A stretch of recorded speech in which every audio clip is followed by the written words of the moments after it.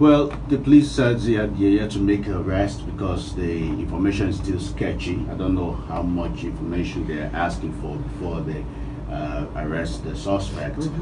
But you know, people on social media have been looking at the other aspects of the conversation, which has to do with the fact that when insecurity happens to you, it doesn't check if you are supporting the government of the day or not. It doesn't check if you are APC or PDP. Exactly. It doesn't even check if you are poor or rich, you know. So, well, we pray that the family will have the strength to bear the loss. Amen.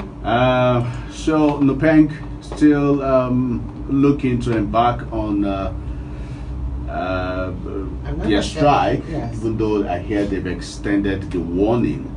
Yeah, you know, they gave us 14 days, or rather the federal government 14 days. Yeah. The issue they're actually battling with federal government, they said agreements that they had, and federal government is yet to implement it. And of course, part of the agreement is payment of salaries and all of the things that they're actually asking for. So before now, they gave federal government 14 days to do something, and they said 14 days has elapsed. The federal government is not doing anything. They've not even called them for any meeting, and they are giving extra 7 days, and they said we should not take the 7 days that they are weak or something. It's just because they do not want to put up hardship on Nigerians. Because after these 7 days and federal government do not do anything, scarcity of fuel will be everywhere.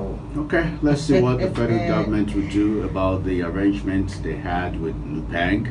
Why don't they even do, as in go ahead and fulfill whatever it is they have agreement they have with organizations poor? We see that with ASU, we see that with resident doctors, we see that with different organizations. It's like they tell you, yes, go back, we're going to do something. They go back and relax. Okay, since I'm not a government official, I just have to ask out that. We shall be able to answer that question loud. Meanwhile, Atiku Abubakar is saying that APC states, or rather the federal government and Nigerians, you know, should take a cue from the developmental strides being recorded in PDP states. Yo, you know, he just turned 75. Okay. So they've been wishing him happy birthday, you know, friends, colleagues, and all of that. So yeah, just like you said, he also said the federal government should, you know, go do what other PDP governors are doing in their states and learn from them and the development and all of that. Okay. I'm just literally looking at 75 years. Is it trying to say that other states should do what Okezie Ikpeazu of other states is doing? How come you're in my heart to say what I wanted to say? Yeah, because you know, I had to rewatch that Okezie Ikpeazu's interview, Paul. And I actually picked up some things. So these are the things I actually picked out.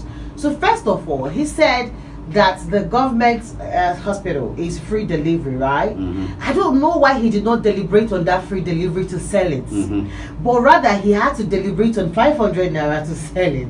Now people are taking off the free delivery that he's giving to his people, and now deliberating on the 500 naira that he's going to give to them as transport fare to go back after delivery. I don't understand. Well, while people are actually focusing on the 500 naira, you need to see Abians actually happy. Which happy?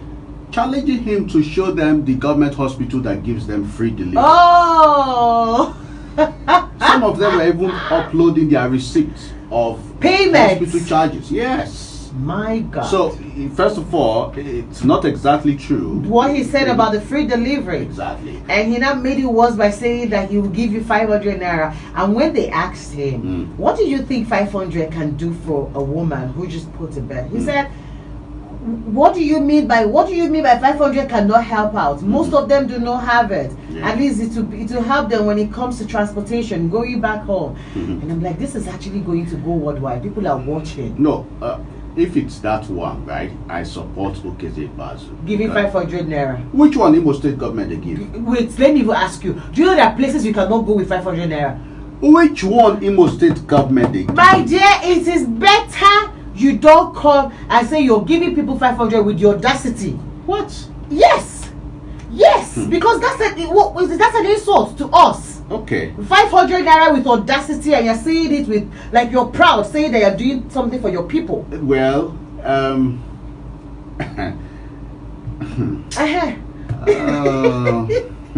Let me tell you, until Igbo state government say their own, for now, okay, Zimazu is our topic. Okay, let's move. Thank you so much. Let's just move. President Muhammadu Buhari met with service chiefs yesterday. Yeah. Had a meeting, promised us adequate security. Yeah, he even the write up, because Paul and I were not there when the meeting was going on. So he said, come, I don't care how you want to do this, but you have to do this and make sure that Nigerians are safe. It won't be the first time he will give this kind of charge. But the part of his speech that really concerns me was that he said he is comfortable, he is happy with the success and gains made by the service chiefs, by police and the military. Why are you surprised? Is it not him that told our former IGP you're losing weight? And that because you're losing weight, you're doing something? I dare Mr. President to go to his village in Katsina State by road. I dare President Muhammadu Buhari to travel through Abuja-Kaduna Expressway. You are going far. Okay, we should come to Imo State. Okay. So when you hear this kind of thing, you just wonder if we are living in parallel country. Or maybe he's not staying here. Okay. Well, he stays in Aso Rock, and most times he's out of the country attending meetings and all of that. And most times when he wants to travel, he uses the presidential jets, right? Okay. Okay. Someone should tell him that just yesterday, a family of 6 went to their farm in Kogi State. To harvest their crops. Yeah. All 6 of them were abducted, and I hear the man was killed in the process. Yeah, one person died in the process. The remaining family members were abducted. Also, somebody should also tell him too, in Ondo State, a woman that was just coming back from service with her 3-year-old child got to her apartment and wanted to open gate, and 2 armed men came and stopped and said, hand me over your car keys, which she did, and she felt like that was just it, only for them to take the 3-year-old baby from the car, and they left. Just like that. In front of her house. This one is not she's driving, no. She's home already. In Ondo State, the school principal, the vice principal, the at least 3 teachers were all kidnapped while they were traveling along one of the route in Ondo State. All these things happening within 2-3 days. 2-3 days. Did you hear this week? Did you hear of a police officer being among people that was kidnapped? During this Kaduna Abuja kidnap that happened recently, and they called the family member requesting for 200 million naira. It's the audacity for me, anyways. And the family said, "Where do you want us to get 200 million? We've just raised 2 million." In fact, they said the kidnappers told them, "See, stop this nonsense. So you cannot tell us." This personality cannot give us 200 million. In fact, we are living where there's no network. And once we live here, in fact, we cannot even give you guarantee what will happen to your brother. Imagine. Okay, well, those kidnappers, they're actually the big time established kidnappers. I heard a wife kidnapped herself for 50,000. For 50,000 naira. Because she needed to raise money. Yeah, and I think the husband is stingy. Okay. I told you this before. I'm not going to do this to you. No matter how you deprive me of so many things. Yeah. The chicken, you've not given it to me. Well. So many. In fact, I cannot count what you have. Even the house that you say you're going to rent, you've not rented it. Well. But I will not. I'll still be hoping and be praying that things get better. Thank you. Thank you so much, my radio husband. I really appreciate that. That's what a lot of men need right now, encouragement from their wives. It's not easy. We want to do these things, but it's not easy. Can we move now that I've given you that assurance? I will not do that. So, a man was sentenced to death. It's in Akwa Ibom. Yes, in Akwa Ibom. Because he was involved in kidnapping. And that story caught my attention because it just occurred to me that in many states of the Federation, the crime of kidnapping attracts a death penalty. In Akwa Ibom is death penalty. And that's the irony of things. A crime that is punished by death is now so lucrative to the point where people don't even mind that if they are caught, they will be, killed. They are willing to take the risk, including a wife who would rather kidnap herself than continue to go through hardship. I don't know the kind of hardship she was going through, but people are doing bizarre things because of hardship. Hardship and money. Did you see the couple who attempted to sell their daughters? No, I didn't see that one. 6 and 4-year-old daughters for 700,000 naira. To raise money. To raise money, that they're so poor. This happened in I'll get the name of the state, Uyo. That's Akwa Ibom State too. Akwa Ibom State. And they were arrested during the process, the period, during the transaction, exchange of the money, and so. Well, I think with all these things happening, maybe that's why a lawmaker from Edo State actually raised the bill yesterday during plenary, saying that the bill is actually for citizens to drag the government to court for failing to provide social welfare for them. The one that they shut down. Yes, the one they've actually shut it down. Yeah. So, for instance, they say if you don't have shelter, if you don't have suitable and adequate food, reasonable national living minimum wage, old age care and pensions, unemployment and sick benefits and welfare, all these things are actually what you're supposed to have as a citizen. Right. If you don't have it, you're free to go to the court and drag your federal government or the state government to court and tell them they're not providing this for you.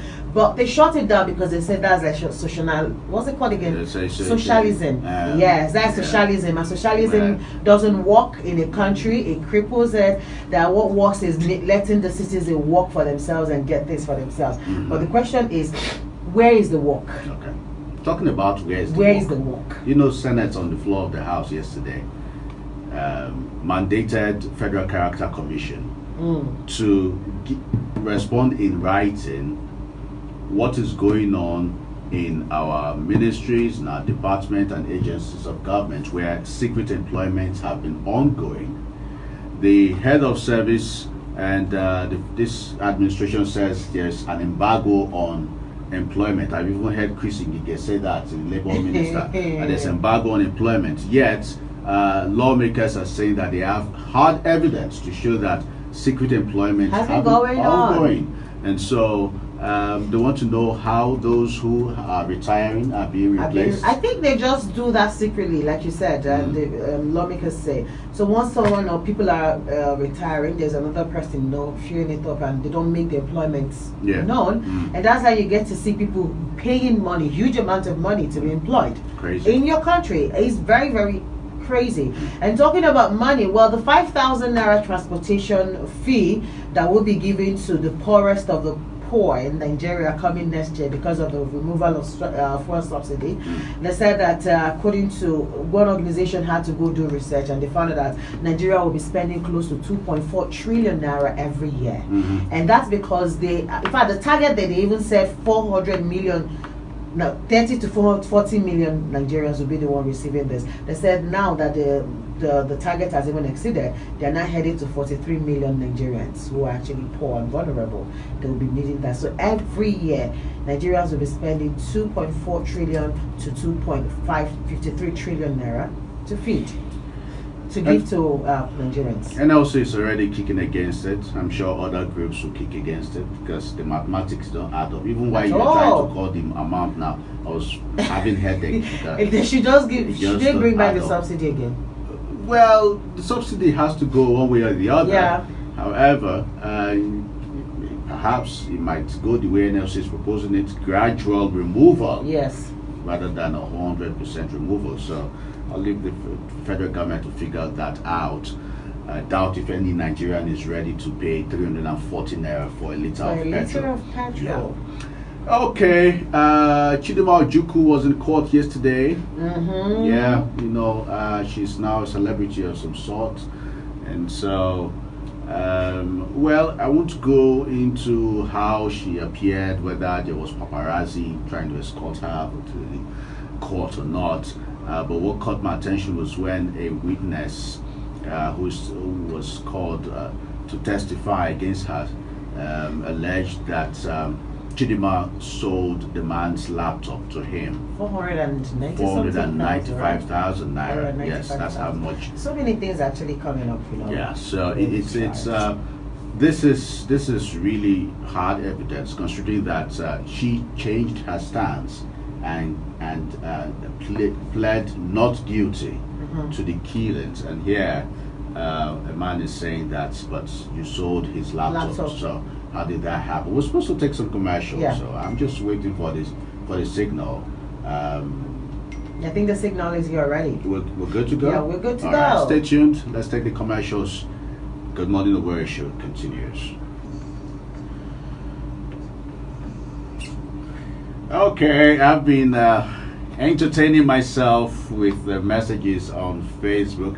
So many Chelsea fans are applauding my Chelsea jersey this morning. Big shout out to all the Chelsea lovers. And someone even said that Man U is shivering right now because... Why are we shivering? You know, because of what? We're meeting this weekend. Wait, excuse me. I know we're meeting, but hey, I don't know. You guys are just too overconfident. Allow the game to happen and let's see. Let me take this one from Uzoma Anayochukwu Progress, who says, oh, we're in no day sweet again, oh, wahala everywhere. At Alaba Naze Market yesterday, police came in the evening with buses, arresting everybody they see. We run for our lives. I ask which way for Owerri City. Wow. Police again. Police arrest again. I hear even Nigeria Army are investigating police brutality. Yes, I saw even towards them too. The hierarchy and all of that. You can imagine that. This is very okay. Someone was concerned about your itchy eyes. Oh, thank you. Let me find that message. Okay, that's Madwikwe Ejike who says, what's wrong with your eyes? Oh. Okay. Wilson Mandela Chimeze says he's watching from Uyo. Big shout out to you. Is it the Wilson we know? This one is Chimeze. Oh, okay. I don't know, but it is him. All right. All right. Any message? Yeah, on Telegram we have Engineer Solution who is saying, good morning to us. He says 6 months down the line, we're still contributing money to replace our damaged transformer at number 7 Nekede Old Road, with which ordinarily EEDC is supposed to replace it for us. And he said, I just realized that a cup of beans is 200 naira in the market. Those who are still defending this disastrous regime should tell us whether they are not affected by the continuous sabotage and destruction of the economy by this government. Awuja is saying good morning to us. I think the appearance of the month of November and dry season will not disturb the construction of Obama Ihite Itu, as in Ihite MBC local government headquarters road, as both rainy and dry season affect road constructions in Imo State. Yeah. All right, we have who is saying what again? Fiat Ruchi is saying good morning to us. I said, as I commend the members of Imo State Waste Management Agency for their efforts in keeping the state clean, I equally want to draw the attention on a heap of refuse at Old Okiwe Road by Tetlo Road Junction. That refuse is almost at the center of the road, thereby slowing free flow of traffic. There is need to put a refuse bin there. Did you take this message from Martin Owanebu, who says, it says it's Martin from Mumuguma. It says he traveled to Anambra this Tuesday and road construction has started. Dry season is setting in. Hope Uzodima's government should come and fix Umuguma Road. Someone was telling me about that MCC Rata Road. I've not applied that route, but I hear it's a death trap. Even a pregnant woman lost her baby on that road. Yes, it's that bad. So yeah, Martin, yeah, truly, dry season is setting in, so we should have our roads fixed. Let's bring you the newscast. Go and turn up the volume of your radio. There is some Gengen news in the newscast. I thought you were ready to say go and turn up today. Turn up, yeah. I am Paul the Magician. Cassie, the radio diva. Good morning.